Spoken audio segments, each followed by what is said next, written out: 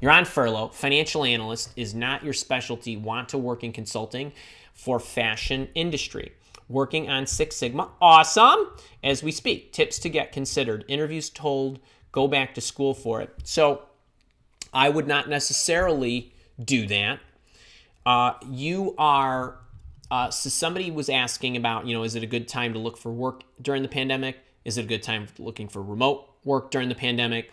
The one thing that is going to be more difficult is making a career change. Just more difficult, not impossible. Okay. So I don't want to scare you.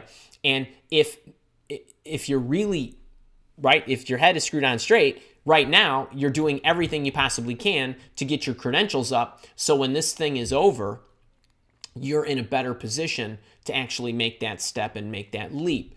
So if you want to work in consulting for fashion, I don't know exactly what that entails. I mean, I was a consultant for a long time in technology and management consulting and business processes and software systems and those kind of things. And I am familiar with Six Sigma, and I understand what it teaches, and Lean as well. I think all of those things are great for you to do, especially if you want to consult in fashion or any consumable or wearable good or manufactured good or anything of that nature. But in interviews, my advice on that is, and I don't, your name is not familiar to me. I don't know if you're a first timer. I certainly don't remember your face, but I always say to anybody trying to do anything that is, and by the way, this could be a simple job change. So you're a financial analyst, you want to be a financial analyst somewhere else. This could be a career change. You're a financial analyst, you want to be a fashion consultant. You could be a new college graduate, 22, looking for a new job. You could be anybody needing capital, whatever it might be. Your time is best spent seeking out people who will take a chance on you and have openly advertised it. Meaning, don't spend your time trying to convince somebody that they need to take a chance on you if they are not already mentally there.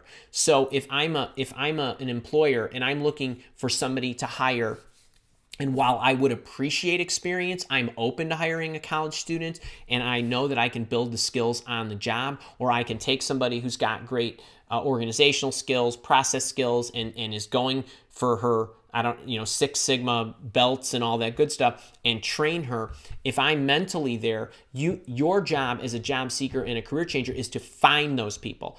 Do not try to spend a lot of time convincing somebody who doesn't already believe it. Why do you not want to do that? Number one, you're burning a lot of time on the front end. If they've already made up their mind, you're wasting your time. Let's just say, sake of argument, you're able to convince them, and they do take a chance on you.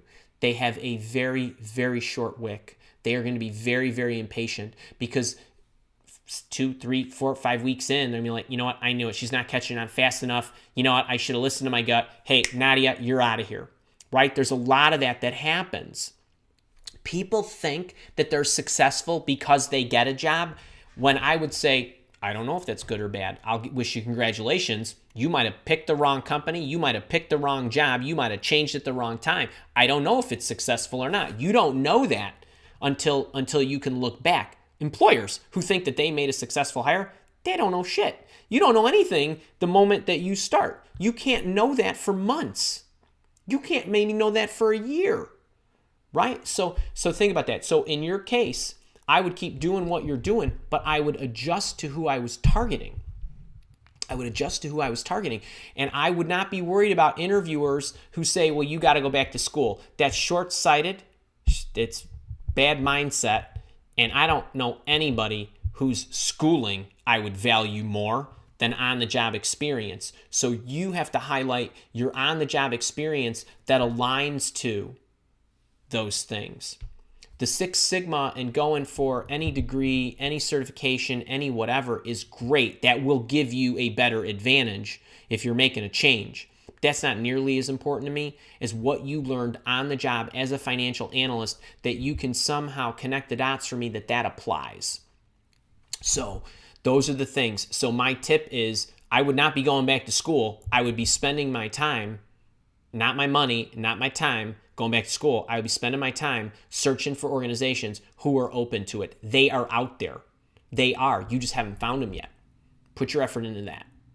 Okay, I hope that helps.